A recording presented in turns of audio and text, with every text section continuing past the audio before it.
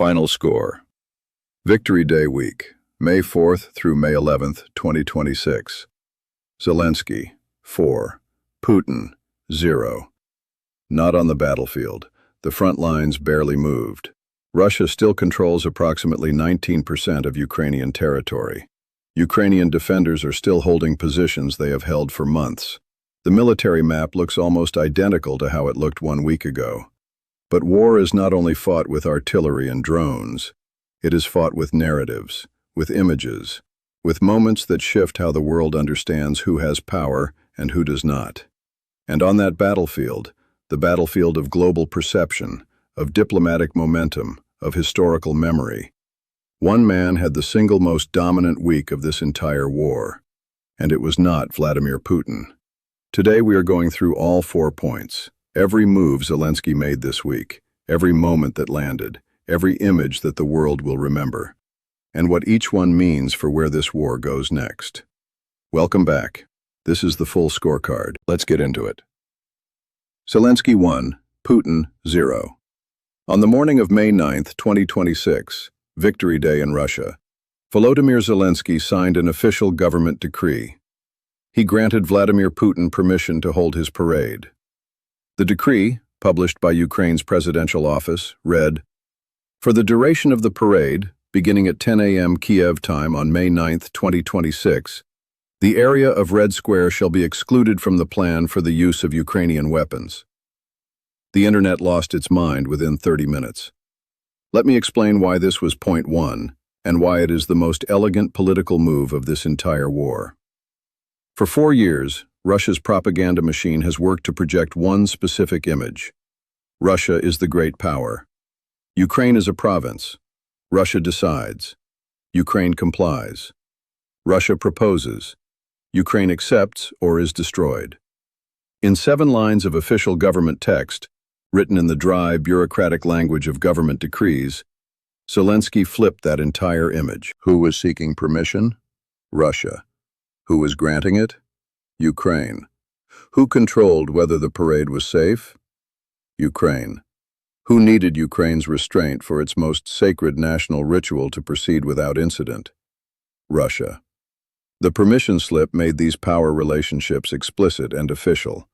It formalized in government language what had previously existed only in the subtext of Zelensky's speeches and statements. And it did this with humor, which is the most effective communication tool in the modern information environment. Humor travels. Humor crosses languages. Humor reaches people who are not following the war closely, who are suffering from war fatigue, who have stopped reading the headlines. The decree was shared in 20+ languages within hours. It was reported by every major news organization in the world. It was screenshotted, memed, illustrated, discussed, and quoted on every continent. Russia's response was the only response available to it. Silence.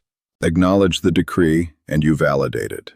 Mock it, and you engage with it. Threaten consequences, and you prove the point, that Ukraine's restraint really is required for the parade. Silence. While the world laughed. Zelensky 1, Putin 0. What made this point particularly devastating is its permanence. The scoreboard moment, the permission slip, will be in history books, will be cited in analyses of this war for decades, will be the image that captures for future generations what the power relationship between Ukraine and Russia actually looked like in May 2026. Russia needed Ukraine's permission. Ukraine granted it, for the duration of the parade. After the parade, the war continues, and Ukraine holds the pen. Zelensky 2, Putin 0. May 10th, 2026, the morning after Victory Day. 5 men walked slowly through Kiev together. Zelensky, Macron, Merz, Starmer, Tusk, the President of Ukraine, the President of France, the Chancellor of Germany, on his first official visit to Ukraine, the Prime Minister of the United Kingdom, the Prime Minister of Poland. They walked to the Wall of Heroes, Ukraine's memorial to its fallen soldiers. They laid flowers. They stood in silence before the thousands of photographs of young Ukrainians who gave their lives defending their country. And then they issued an ultimatum to Vladimir Putin, 30 days. Unconditional ceasefire, starting May 12th. Backed by the United States, Zelensky and the 4 European leaders called Trump together in a joint call before making the announcement. Backed by the threat of the most massive coordinated sanctions package this war has produced. Before we talk about the diplomatic significance of this, and it is enormous, let's talk about the image. The day after Putin's Victory Day parade. The parade that had no tanks. The parade that required an internet blackout in Moscow. The parade that needed Ukraine's permission slip. The day after all of that. 4 of the most powerful leaders in Europe are standing in Kiev, not in Brussels, not in Berlin or Paris or London, in Kiev, in the city that Russia promised to capture in 3 days, in the capital of the country that Russia declared had ceased to exist as a meaningful sovereign state. The image alone, before a single word of the ultimatum was spoken, was a complete answer to Russia's Victory Day narrative. Russia held a parade celebrating its great power status. Europe held a summit in the capital Russia failed to capture. Which image tells you who is winning the narrative war? The diplomatic substance matched the symbolic weight. This was not a routine multilateral visit. This was the formalization of Europe's unified position behind Ukraine's May 12th ceasefire demand. This was Germany, historically the most cautious of Ukraine's major supporters, arriving for the first time under its new chancellor and committing to expand financial support and enforce massively tough consequences if Russia refused. This was France, which has tried to maintain diplomatic channels to Moscow throughout the war, standing in Kyiv and threatening massive sanctions. This was Britain, Ukraine's most consistent supporter, standing alongside France and Germany rather than pulling separately, demonstrating that transatlantic unity on Ukraine is not fraying. And this was Trump on the same call. The American president aligned with Europe, backing the May 12th demand, warning of consequences. Russia spent Victory Day celebrating past glory. Europe spent the day after it in Kiev planning Russia's future costs. Zelensky 2, Putin 0. Zelensky 3, Putin 0. May 8, 2026. Trump on Truth Social. I am pleased to announce that there will be a 3-day ceasefire, May 9th, 10th, and 11th, in the war between Russia and Ukraine. Both leaders agreed. Zelensky in 2 minutes, Putin in 5. Trump called it the beginning of the end. Wait, how is this a Zelensky point? Both sides agreed. Isn't that a draw? Here is why it is a Zelensky point, and specifically, why it is the most subtle and most important point of the week. Zelensky has been calling for a ceasefire since March 2026. He proposed Ukraine's own unilateral ceasefire on May 5th. He proposed a 30-day unconditional ceasefire backed by Europe and America.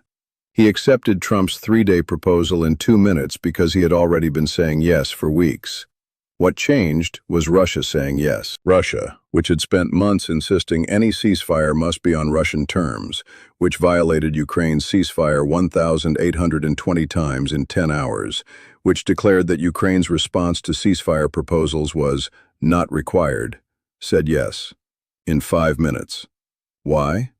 Because the diplomatic pressure of the May 10th Kiev summit, the 4 European leaders, the joint call with Trump, the threat of massive sanctions, created costs for refusal that Russia calculated exceeded the costs of a short yes. This is the key insight. Russia did not agree because it wanted peace. Russia agreed because the cost of refusing became high enough to make even a tactical yes preferable to a no. And that means the pressure campaign is working. Zelensky spent this week building that pressure. The ceasefire is the result. Is a 3-day ceasefire the end of the war? No. Are 200 violations in 72 hours acceptable? No. But is a ceasefire where both sides agree, where a 90% reduction in violations occurs compared to previous attempts, where 2,000 prisoners go home, and where Trump calls it the beginning of the end? Is that better than no ceasefire? Yes, significantly. And the prisoner exchange. 1,000 Ukrainian soldiers going home, 1,000 Russian soldiers going home, real people, real families. The largest single exchange in the history of this war. That happens because of the diplomatic architecture Zelensky built this week, the pressure that made Russia say yes, the coalition that gave that pressure weight. Zelensky built the trap. Russia walked in. Zelensky 3, Putin 0. Zelensky 4, Putin 0. May 11, 2026. Putin made an announcement. Russia was prepared to resume direct negotiations with Ukraine in Istanbul, starting May 15th. For the diplomatic analysts covering this war, and for the Kremlin, which clearly expected this to be received as a significant concession, this was supposed to be Russia's big move. Russia offering talks. Russia engaging diplomatically. Russia taking a step toward the table.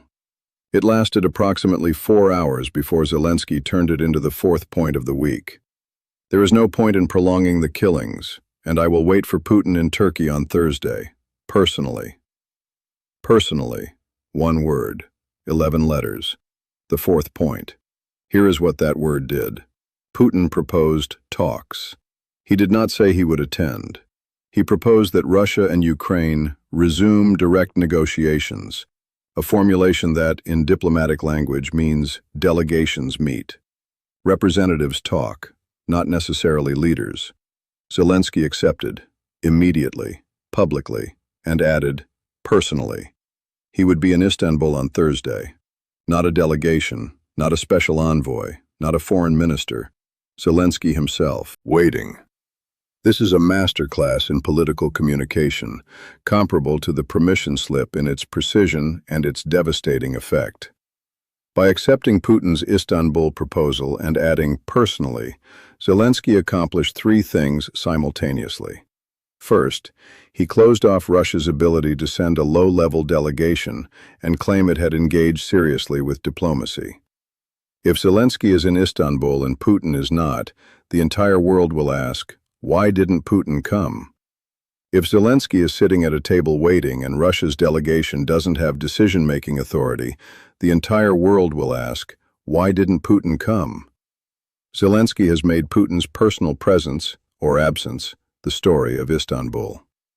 Second, he demonstrated publicly and unmistakably that it is Ukraine, not Russia, that is willing to take personal risks for peace. Zelensky traveling to Istanbul to meet Putin. That requires trust, security arrangements, political courage. It is not a small thing for a wartime president to travel to a third country to sit across from the leader of the country that has been trying to kill him. By going personally, Zelensky shows the world what genuine readiness for peace looks like. Then Putin's choice, come personally or send delegates, shows the world what Russia's readiness for peace looks like. Third, it put Russia in an impossible position. If Putin comes to Istanbul personally, he is validating Zelensky's status as an equal leader, something the Kremlin has spent 4 years denying. He is sitting across from a man Russia has tried to kill. He is negotiating with a government Russia declared illegitimate. Coming personally would be a massive symbolic defeat. If Putin doesn't come personally and sends delegates instead, the image is, Zelensky was in the room. Putin wasn't. The leader of the invaded country showed up. The leader of the invading country stayed home. And Zelensky already called it out in advance in his statement. I hope Russia will not come up with new pretexts to avoid participating in the negotiations. Russia's response confirmed the fourth point. Russia said it would send a delegation. Not Putin, a delegation. Zelensky, personally. Putin, delegation. Zelensky 4. Putin 0. Let me be honest about something important before we close. A score of 4-0 in narrative victories does not win a war. Ukraine's territorial situation has not dramatically improved this week. Russian forces still occupy approximately 19% of Ukrainian territory. The front lines are still contested. Ukrainian soldiers are still dying. The killing has not stopped. The diplomatic momentum, the ceasefire, the Istanbul talks, the European coalition, the American alignment, represents real progress. But real progress in diplomacy is measured not in weekly scorecards, but in whether the killing actually stops, whether the territory is addressed, whether the security arrangements that would prevent a future war are established. Zelensky knows this. He said it clearly. There is no point in prolonging the killings even for a single day. The scorecard matters because it reflects something real about who has the initiative, who is driving the diplomatic agenda, and whose narrative is shaping how the world understands this war. Those things have practical consequences for Western support, for sanctions pressure, for the diplomatic costs Russia faces when it refuses proposals. But the scorecard also has limits. Putin can absorb diplomatic defeats and keep fighting. Russia's military machine, depleted and expensive as it is, continues to operate. The 200 ceasefire violations during the three-day truce are evidence that Russia's forces on the ground are not waiting for Moscow's diplomats to score points. The real test of the week's score is not what happened between May 4th and May 11th. It is what happens starting May 12th. Whether the 30-day ceasefire begins, whether Istanbul talks happen, whether Putin comes personally or sends delegates, whether the diplomatic momentum of Victory Day week produces a genuine reduction in violence, or whether, as with every previous ceasefire, Russia says yes and then keeps shooting. The score is 4-0, but the game is not over. Let's zoom all the way out, because what happened this week, the permission slip, the Wall of Heroes, the ceasefire agreement, the Istanbul challenge, is not just a good week for Ukrainian diplomacy. It is evidence of something that historians will note. The conventional wisdom at the start of this war, shared by intelligence agencies, military analysts, and most Western governments, was that Russia's strategic advantage was overwhelming. Russia has a larger military, a larger economy, a nuclear arsenal, a population of 140 million versus Ukraine's 40 million. And Russia had the initiative. It chose when and where to attack. 4 years and 3 months later, Zelensky is signing permission slips for Putin's parade. The conventional wisdom missed something. It missed that wars are not only won with armies.